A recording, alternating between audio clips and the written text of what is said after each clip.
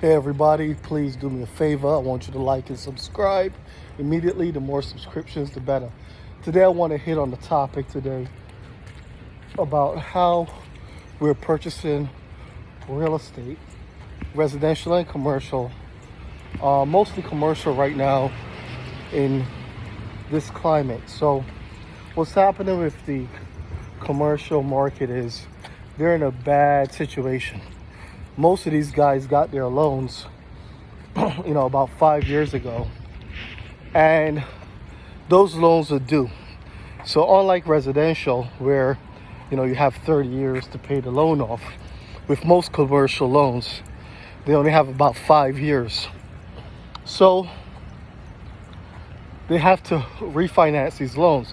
The problem is a lot of these guys, they refinance these properties 75% LTV at a time, and they had a 2%, 3%, 4% interest rate. Now they have the loans are coming due, and they have to pay the loan off because it's a balloon, and they got a bunch of problems. One is it's very hard to sell because of the high rates. So selling is a viable option if you could get it sold. But now the buyers want higher cap rates. See, when they bought the loans, the commercial properties, they bought the properties at, let's say, 4 or 5% cap rate, which in some areas was ridiculous. Traditionally 4%, 5% cap rates, that was only for, say, New York City, some parts of California, right? Very desirable locations. But you had knuckleheads buying stuff in the hood, for 4% cap rates, and now those cap rates are going back to historic norms where, like for instance in Newark, where I'm at, those cap rates in Newark generally were around 12%. Back in the day, 12% cap rate. The interest rate was about 7.5%, 8% for a mortgage. And guess what the interest rate is now? Back to 7.5%, 8%, in commercial case 9%. So the cap rates are back to normal. 12% cap. Well, guess what? If you bought a 4 cap and now the cap is 12%, that means your building is worth a third of what it was worth when you bought it. Ta-da. So for people who paid $12 million for a building, that building is now worth $4 million. You think it's a joke? Okay, look it up. You got Goldman Sachs giving back buildings. You have, they're doing some work over here. You got big companies like BlackRock and Blackstone giving back buildings because the value is no longer there, and they don't know when the value is going to come back. Now, a lot of those are office buildings, but apartment buildings about to take a tumble as well. And, in some areas, yes, rent may be getting a spike, but if we go into a recession, rent is definitely going to fall. And if the rent falls, that's going to further erode the viability of those buildings, erode the NOI, and it means net operating income for those who don't know. And if the NOI is reduced, then the value of the building is reduced because commercial properties are based on the NOI, right? Net operating income divided by the cap rate. So that's how you get the value of the building. Now, you may say, well, Elvin, they're cash flowing, right, man? They're cash flowing. Here's the deal. How could they lose the building, still making money? Well, the note is due. That's the first thing. The second thing is the banks are now having a crunch because you got all these notes coming due and all these people that can't refinance, and it puts the bank in a very bad situation.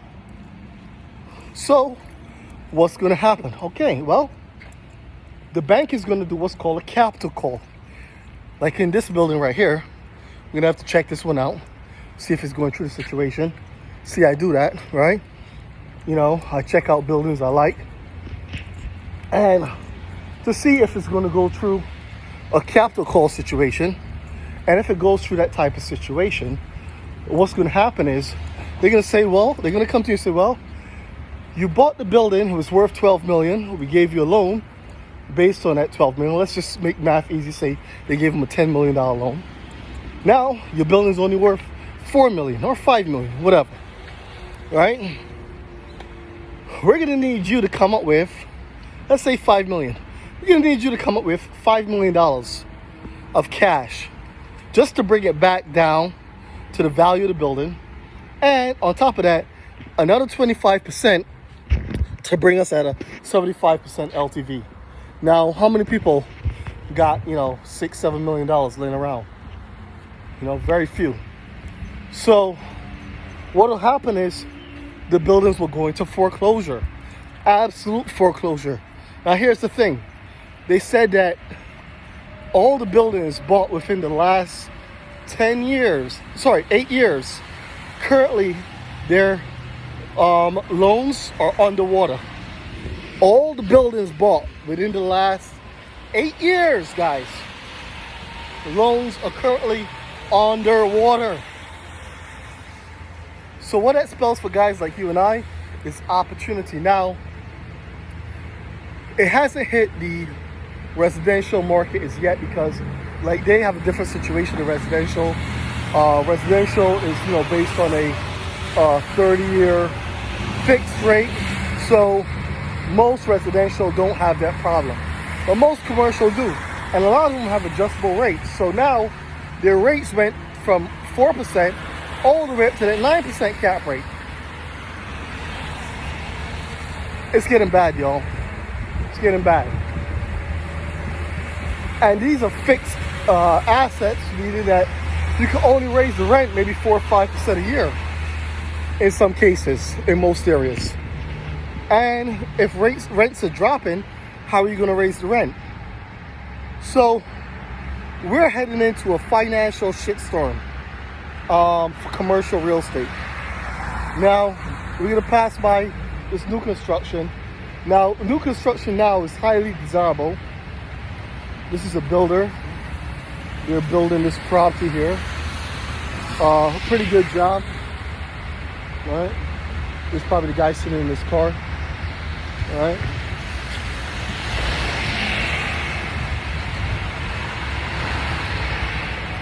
Let's see if this is him. Hey, you building this? You building this one? Yeah? I'm a real estate investor myself and broker at Smart Realty.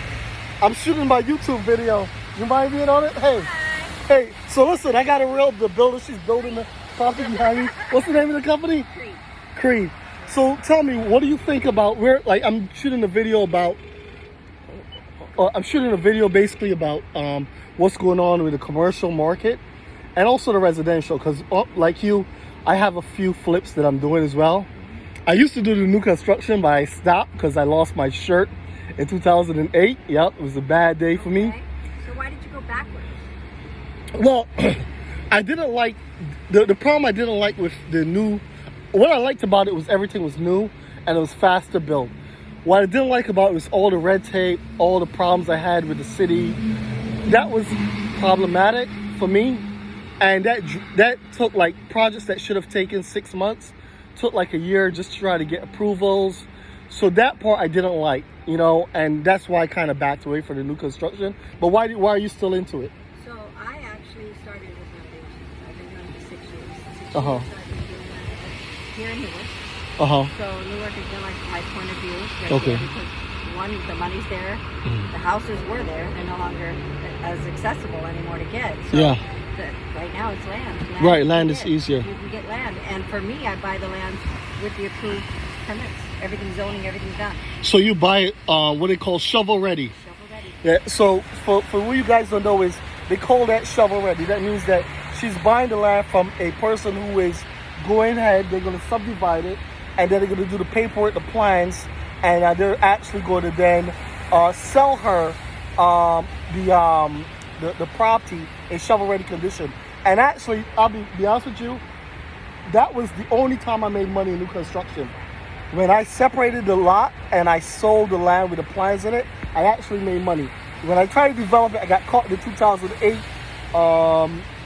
recession, and it was tough for me. So, but I'm good to see that you're succeeding. You want to tell them more about your company and if you have a I don't really social? have a business. I have social media, CRETE Investments. I spell that? Yeah, Sort of. CRETE. I have Renovations is my company name, but CRETE Investments is what I have in for my Instagram post.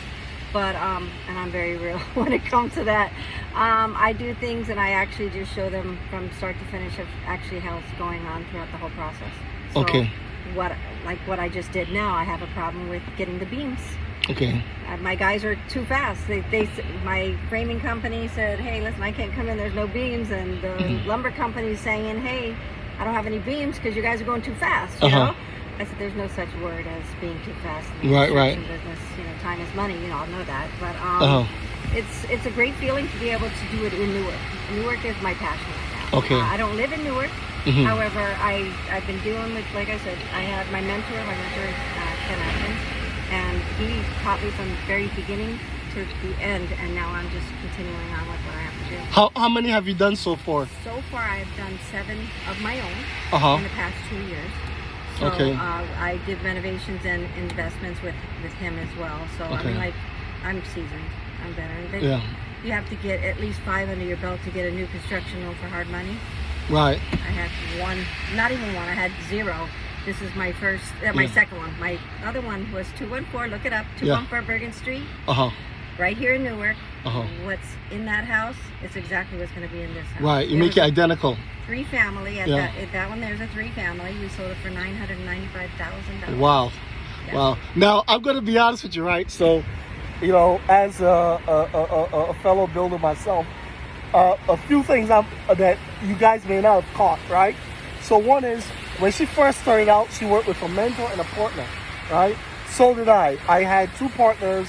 I partnered on those deals until I was able to get hard money as well, or private money, because most private lenders, they want you to be seasoned, and that's what she is. She's seasoned right now. The second thing is that she sold the property for $900,000, right? So that's a lot for Newark. So let me just tell you something. Yeah. Mike, if you look up CRETE Renovations in the records, almost got an accident up there. In the county records, you'll see set the bar on everything. I had a house this cut. New construction was $995. Rehab over on South 11 between Avon and Springfield. Okay. You know that area, not that great. 4 family, sold it for $950. Wow. So my product that I actually, end product, you can't beat it. Nobody can beat it. Right. So far, and I'm telling you, when the appraisers, because I don't do it for just myself. I do it for the appraiser. Right. I'm not doing it for any buyers, real estate agents. I'm doing it for the appraiser, because when the appraiser comes in there, he's going to give me top dollar. Right. And that's where I can make my money. Absolutely. Yeah. So everything is more for the appraiser. When you're looking at new construction, rehabs, whatever it is, appraisers, your number 1 priority. Now, what are you doing about the rates now? Because now, rates, they used to be 2, 3, 4%. Now they're like 7.5%, 8%. How are you getting around that situation? I'm not really getting around anything, because I've got like I said, hard money lenders. I'm stuck with this. No, not you, but your end buyer. My end buyers, most of them are from Brooklyn, and they're paying cash, right? So it doesn't bother them, right? Right now, I haven't had any problems with anything, any of my rehabs in the past falling through, or anything else for any kind of interest rates or any issues.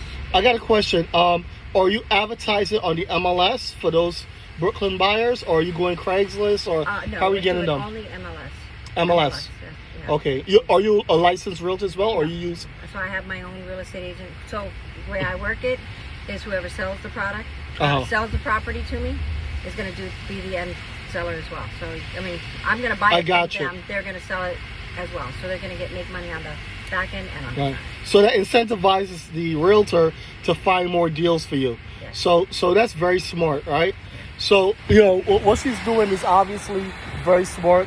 We have our own brokers. We kind of look for our own deals.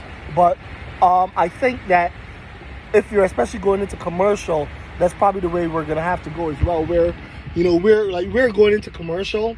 We got our first commercial 5-unit a few years ago, but now the cap rates were not good. Now they're coming up, so we're getting better cap rates. We're sellers wanted 4%. Now we're seeing them put it on the market for 6%. Still not good enough because of the rate, but the motivation is coming.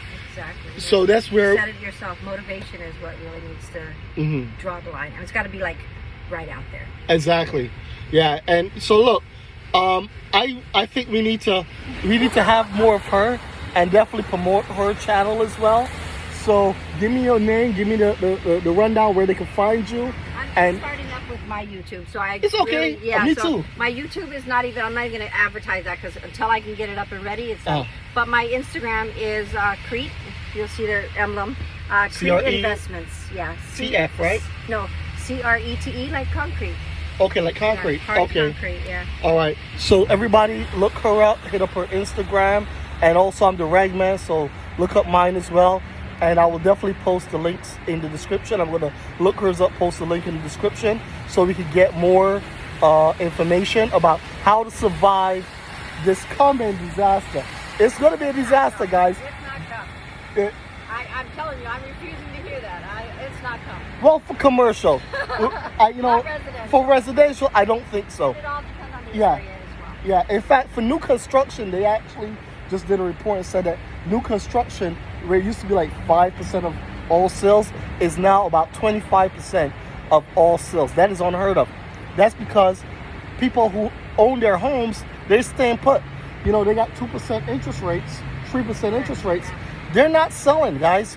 Why would they sell to move into a 9% interest rate? Doesn't matter how nice Florida is, unless Florida is going to give them a 2% interest rate, they're not leaving Jersey and coming to Florida, at least to sell that property. You know, so that's what's happening. So new construction is going to be the way to go for the foreseeable future, and builders are probably going to make a killing no matter what the rates do. Because I'm making the comps in the areas. Yeah, she's making the comp, so you know I really take her for that. You know, so I'll be able to buy properties for $1 million too. That I've been sitting on. Well, here with the two families that we have, the owners, they're going to be thanking me because once this sells, they got a great comp. Absolutely. They can refinance their house for as much as they want. Yeah. I'm not sure they're going to refinance now, but they can. You never know. You know, I just did an application for a HELOC on one of our properties, and the rate we got quoted was 11.75%. I'm not even joking. And that's with a 680 plus credit score. 11.75%. It's bad out there, y'all. It's bad. And the LTV was 50% on the HELOC. And we're talking about Penn Fed. We're not talking about some... Penn Fed is a big bank. That's like Navy Federal, guys. So this is how bad the rates are right now. I don't know what they're doing, but they're trying to choke and kill the economy. So anyway, well, it was very nice talking to you. I'm going to exchange information. We're going to bring you back in the channel, and we're going to blow up each other's channel. All right? All right. This is the Ragman. It's been a great day meeting this developer. We're going to put our description in the link. Like and subscribe to get more of these videos. Over and out.